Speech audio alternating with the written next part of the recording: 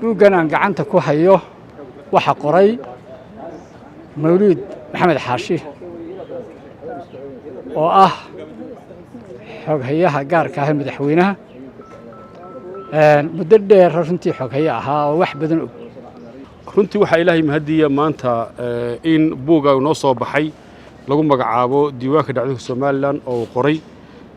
Mawlid Maxamed Xaashi oo runtii qof aad u miisaan la ah dhalinyaro ah wax bartay runtii loo koro haldoorka wuxuu ku jira dhalinyarada soo kacday Soomaaliland ahna imika xoghaynta gaarka ee madaxweynaha laakiin lagu yaqaan muddo aad u dheer soo daayar inuu ka shaqeynayay horumarinta dalka iyo xukuumadda la shaqeyn jiray Mawlid oo ah nin dhalinyaro aqoon-yahana way araga wax badan u soo joogay inuu ku soo xuso buuga si ummadda kale iyo dhalinyarada kale ficiisa aan uga faa'iideystaan aad baan runtii u hambalyeynaya una mubaaragaya buugan oo ka dambeysay maskaxdiisa inuu qoray nin way araga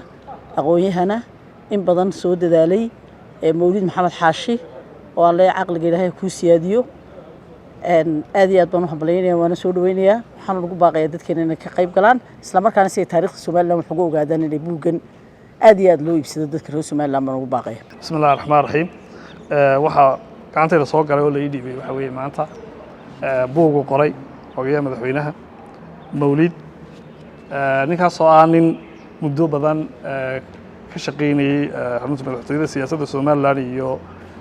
taariikhda Soomaaliland wax badan ka haya waxaan halkan ku hayaa buuggan uu qoray Mawlid waa nin waqtigan uu ka sheekeynayo xog badan ka haya xogaga loo ahaa dhacdooyinka intooda badanna goobjoog baa ahaa buugganna waxa uu ku soo ururiyay aqoontii uu uga faa'iideynayay dadkeenna muddadaas 84 ilaa 20 waxaan ku boorinayaa dadweynaheena Soomaaliland gaar ahaan dadka caasimadda jooga inay si mug leh uga soo qayb galaan xafladan oo ku aadan habeenka Jimcaha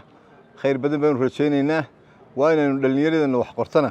dhiiri gelinaa kalsooni badan na siinaa si inta kalena ugu dayato